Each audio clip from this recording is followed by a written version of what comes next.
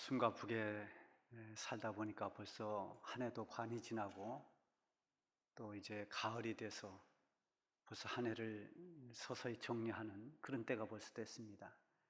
우리 살다 보면 자기 자신을 한번 돌아보는 시간이 꼭 필요합니다.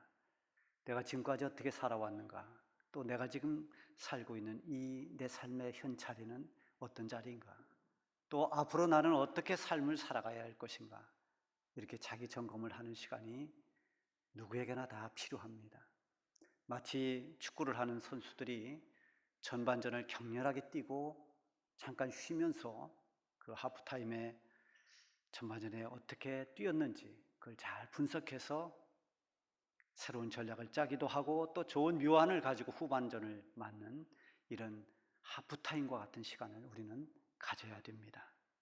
이 하프타임 시간에 운동선수들은 전반전의 상황을 잘 이렇게 살펴봅니다. 그래서 그것을 보완해 나갑니다. 우리가 신앙생활하면서 우리 자신을 돌아보는 것이 얼마나 중요한지 모릅니다. 내가 지금 믿음의 자리에서 온전히 바로 서 있는지, 곁길로 가고 있지는 않는지, 하나님 앞에서 믿음의 사람으로서의 자리를 너무 벗어나 있지는 않는지, 이런 것들을 꼭 살펴보는 이런 자기점검, 이것이 바로 우리를 앞으로 신앙생활을 잘 하도록 하는 아주 중요한 계기가 됩니다. 이렇게 온전한 믿음의 길로 바르게 가기 위해서 반드시 가져야 할 영적 하프타임, 이것을 우리는 가져야 하는 것입니다. 그러지 못할 때 빗나가도 빗나간 줄을 모릅니다. 주님과 멀어져도 멀어진 줄을 느끼지 못할 수 있습니다. 어떤 사람이 한 사람을 전도해서 교회에 데려왔습니다. 근데 전도를 받은 사람이 교회에 와서 말씀을 들으면서 또 예배를 드리면서 복음을 알았습니다. 예수님을 만났습니다. 내가 죄인이었구나. 하나님은 우리를 사랑하시는 분이구나. 누구든지 예수님을 영접하면 구원받을 수 있는 길이 있구나.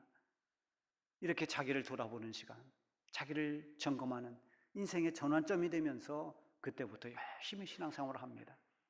그래서 교회에서 좋은 일꾼이 되고 신실한 크리스찬이 됩니다.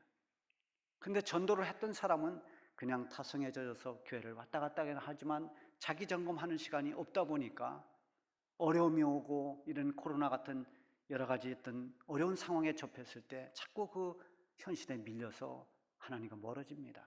그래서 점점 신앙이 떨어지더니 급기야 교회도 나오지 않습니다. 바뀌게 된 것입니다. 왜 이런 일이 생겼을까요?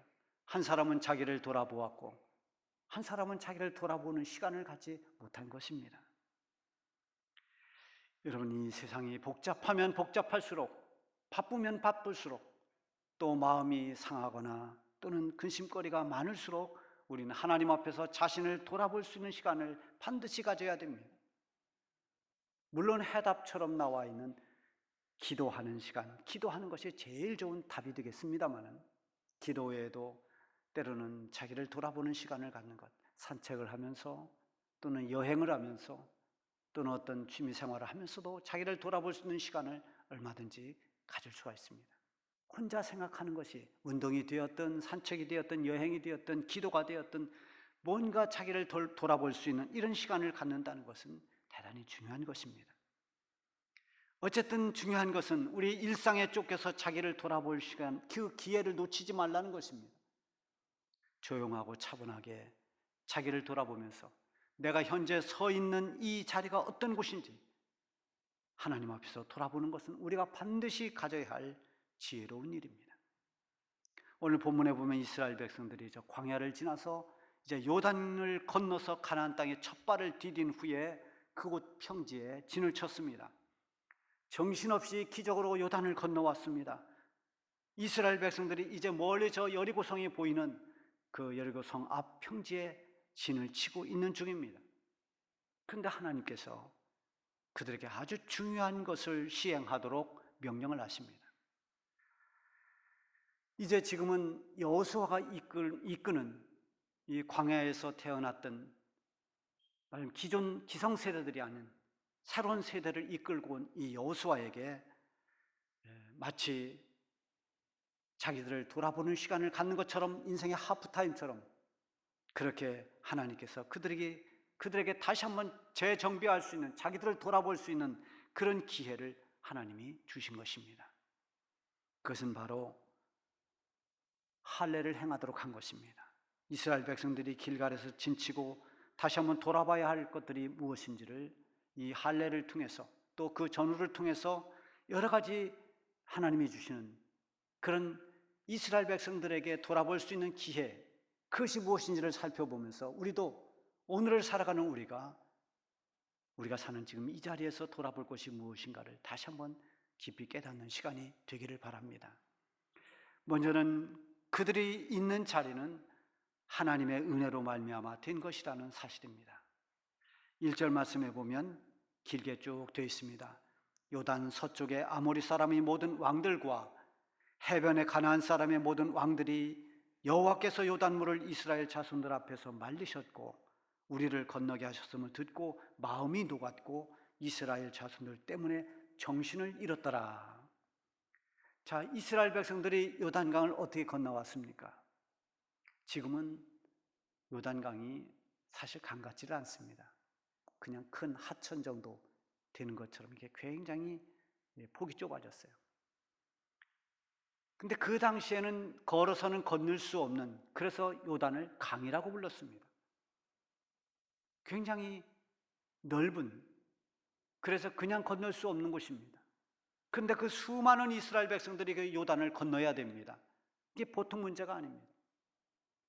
그때 하나님께서 여호수아에게 명령하셨어요. 언약궤를 맨 제사장들이 이 백성들 앞에 서서 먼저 요단물을 밟아라. 여러분, 언약궤를 메고 요단강으로 들어가는 것은 그냥 계속 들어가면 결국 어떻게 되는 겁니까? 물에 잠기고 맙니다. 그런데 하나님께서 그렇게 하라는 것입니다. 하나님 말씀에 순종해서 제사장들이 언약궤를 메고 맨 앞에 서서 요단물로 들어갑니다. 한 발자국 두 발자국 요단물을 밟는 그 순간에 기적이 일어났습니다. 요단물 저 상류에서 물이 그쳤습니다. 물은 상류에 계속해서 고이고 그리고 나머지 물들은 다 빠져나갔습니다. 그래서 마치 그곳을 육지를 건너듯이 이 법궤를 맨 제사장들을 앞장 세워서 온 백성들이 다 그곳을 건너왔습니다. 그리고 이스라엘 백성들이 다 그 강을 건너왔을 때 다시 물은 흐르기 시작했습니다. 여러분, 이것은 하나님의 기적입니다. 하나님의 기적으로 그 요단을 건너왔습니다.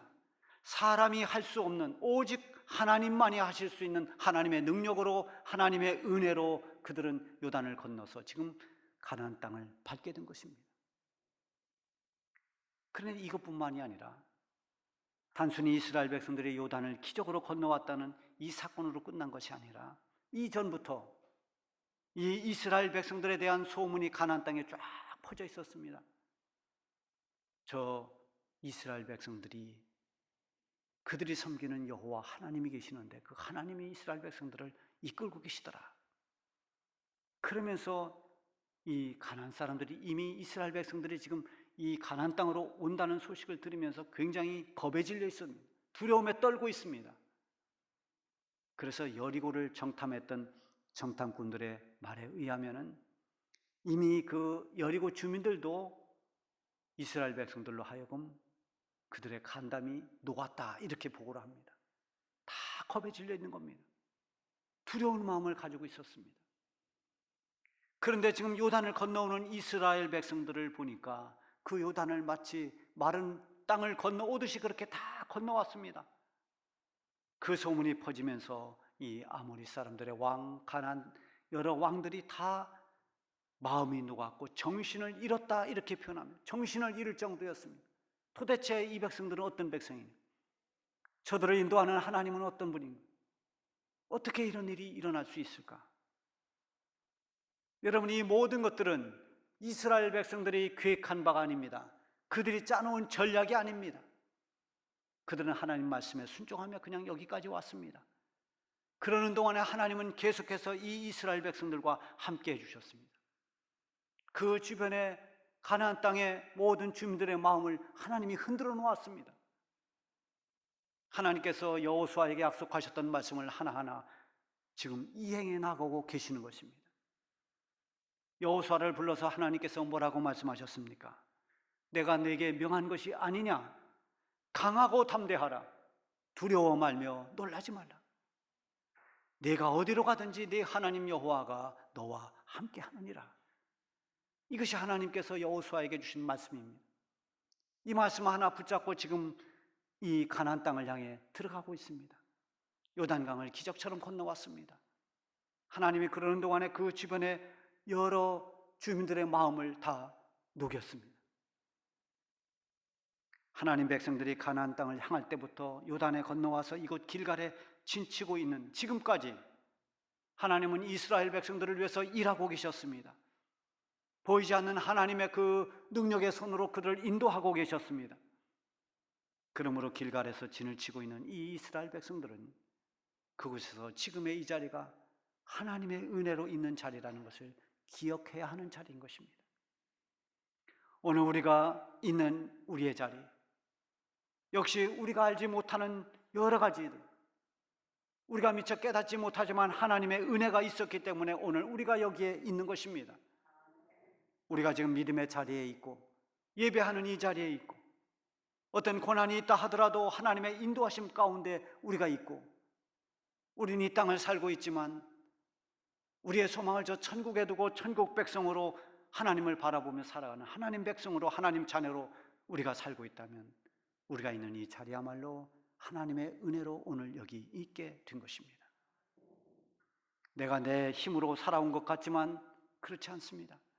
하나님이 우리를 도와주셨습니다. 때로 우리는 믿음에서 벗어날 수도 있었지만 하나님의 손이 우리를 이끌어 주셨습니다.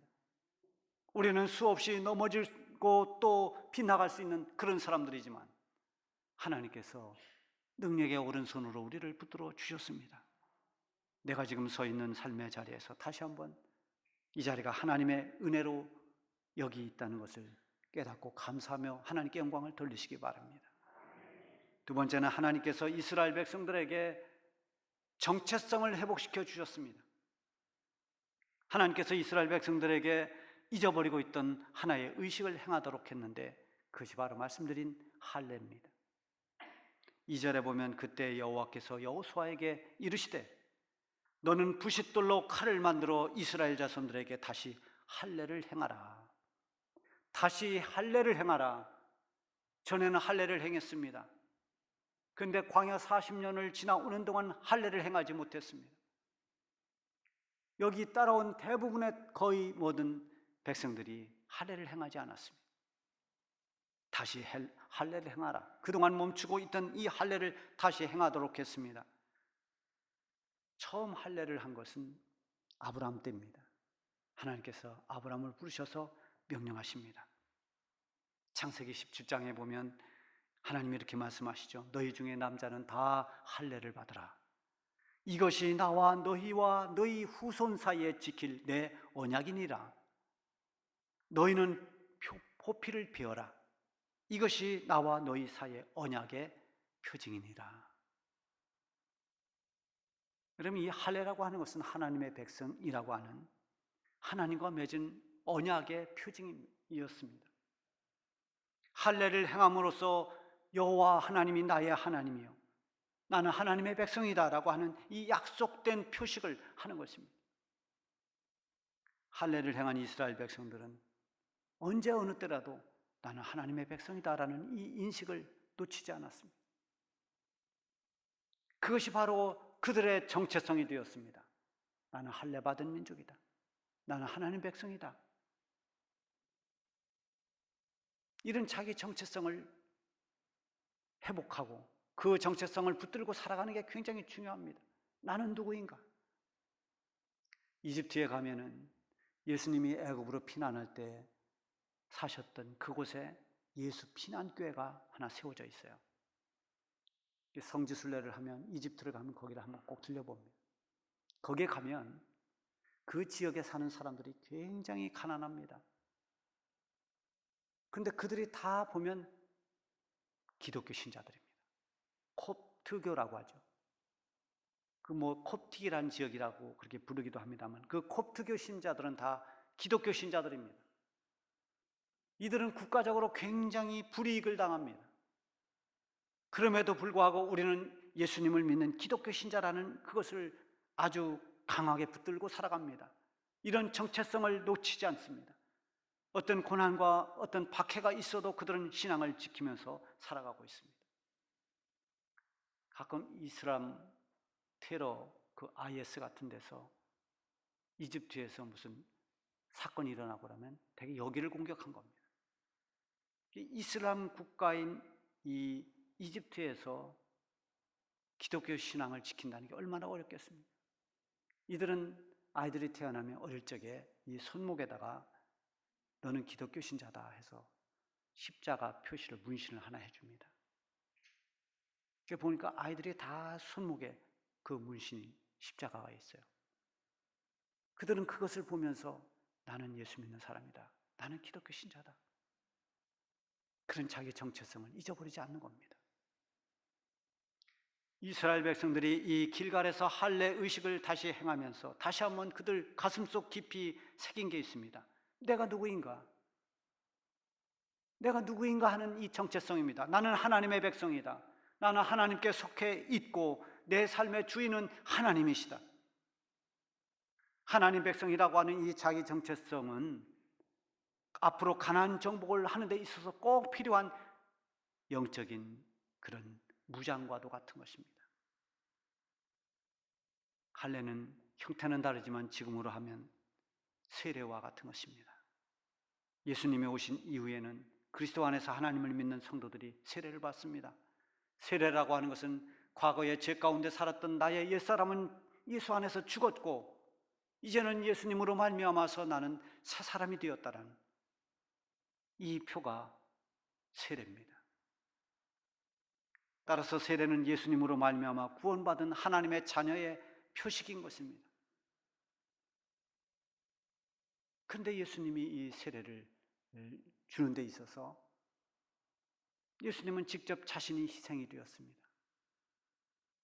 골로새서 2장 11절에 보면 또 그 안에서 너희가 손으로 하지 아니한 할례를 받았으니 우리는 손으로 포피를 베어내는 이런 의식을 하지 않았습니다. 곧 육의 몸을 벗는 것이요 그리스도의 할례라. 그리스도의 할례라. 옛날 할례는 자신의 포피를 베어내야 됐습니다. 그러나 이 세례는 그리스도의 할례라. 그리스도께서 온 몸을 다 상하셨습니다. 죽임을 당하셨습니다. 피를 흘리셨습니다. 그 희생을 통해서 우리가 죄사함을 받았습니다. 우리의 수치인 죄와 허물을 그리스도의 보혈로 깨끗하게 씻어주셨습니다. 그래서 죄의 종로로 타던 우리가 이제는 더 이상 종이 아니라 죄의 종이 아닌 사탄의 종이 아닌 하나님의 거룩한 자녀가 되고 하나님 백성이 된 것입니다. 하나님께서 지금 이스라엘 백성들에게 할례를 행하게 함으로써 그들이 더 이상은 저 애굽의 노예의 후손들이 아닌 애굽의 노예가 아닌 하나님의 백성이라는 이 의식을 각인시킨 것입니다. 과거의 애굽에서 종살이 하던 그때 그 모든 히브리 민족의 이스라엘 그 자손들의 수치를 다 벗겨주신 것입니다. 9절에 보면 여호와께서 여호수아에게 이르시되 내가 오늘 애굽의 수치를 너희에게서 떠나가게 하였다 하셨으므로 그곳 이름을 오늘까지 길갈이라 하느니라. 길갈이라는 말은 굴러간다 그런 뜻입니다. 근데 굴러간다는 것이 그냥 옆으로 슬쩍 굴러가는 게 아니라 완전히 굴러가서 없어진 것입니다. 사라진 것입니다. 더 이상 없는 것입니다. 하나님께서 종살이하던 민족을 이제는 그런 모든 건 다 없어졌고 이제는 하나님의 백성으로 확정시켜 주심으로 과거 이스라엘 자손들이 모든 수치가 이제는 다 떠나갔다는 의미로 길갈이라 이렇게 이름한 것입니다. 여러분, 수치는 누구나 다 보이고 싶어 하지 않습니다. 수치는 가리고 싶습니다. 심지어 수치가 아닌 것도 어떤 신체에 좀 약점만 있어도 자꾸 감추고 싶은 그런 본능이 있습니다. 60대가 넘은 여자분들은 스카프 패션을 좋아하는 건 아닌데 그걸 많이 합니다. 왜 그렇습니까? 다른 데는 잘 이렇게 뭐 감추기도 하고 좀 바꾸기도 해도 목주름은 또 못 속인다고 해요.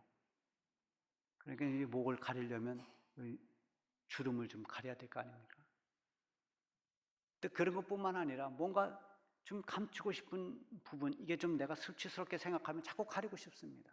근데 사실 어떤 우리가 주름이 생기거나 머리가 빠지거나 이건 수치가 아닙니다. 자연스러운 현상입니다. 그럼에도 불구하고 그걸 가리고 싶은 마음이 있는데 실제 수치가 있을 때 얼마나 가리고 싶습니까? 삶에 있어서 정말 수치스러운 것 다 굴려보내고 싶습니다. 없애버리고 싶습니다. 우리 인간에게 가장 수치스러운 것이 있다면 죄입니다. 이 죄 때문에 하나님의 심판을 면하지 못합니다. 그런데 우리 주님께서 우리의 수치인 이 죄를 깨끗하게 씻어주셨습니다.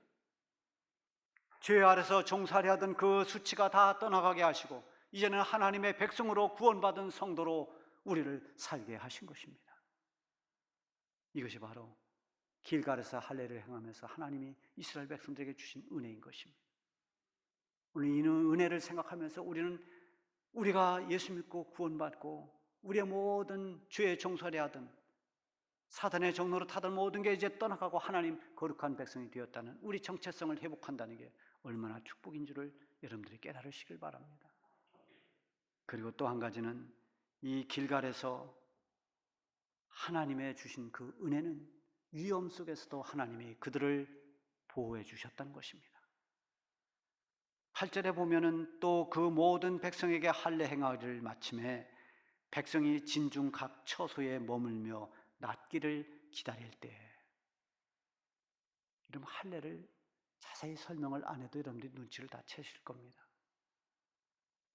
남자들이 할례를 행하면 힘을 쓰지 못합니다. 그 당시에는 무슨 할례를 행하는 어떤 예리한 칼이 있거나 그런 게 아니에요. 부싯돌을 갈아서 칼 만들어서 그걸로 포피를 피웠습니다. 그러니 얼마나 상처가 많이 났겠어요. 또 그 상처를 빨리 낫게 하는 어떤 현대처럼 좋은 약도 없습니다. 그러니까 남자들이 이 할례를 행하고 나서 며칠 동안은 꼼짝을 못합니다. 그냥 누워서 낫기를 기다려야 됩니다. 오늘 이 본문에도 있지 않습니까? 낫기를 기다릴 때, 이때는 남자들이 다 아무것도 하지 못하고 누워 있습니다.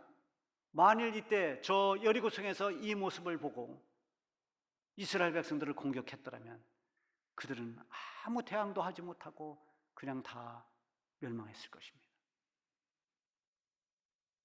그런데 그 위험한 여리고성 앞에 길갈 평지에서 할례를 행하고 있는 이스라엘 백성들이 어떤 위험도 당하지 않았습니다. 안전하게 보냈습니다. 그것은 위기 상황에서도 하나님께서 그들을 보호하시고 그들을 지켜주셨기 때문입니다.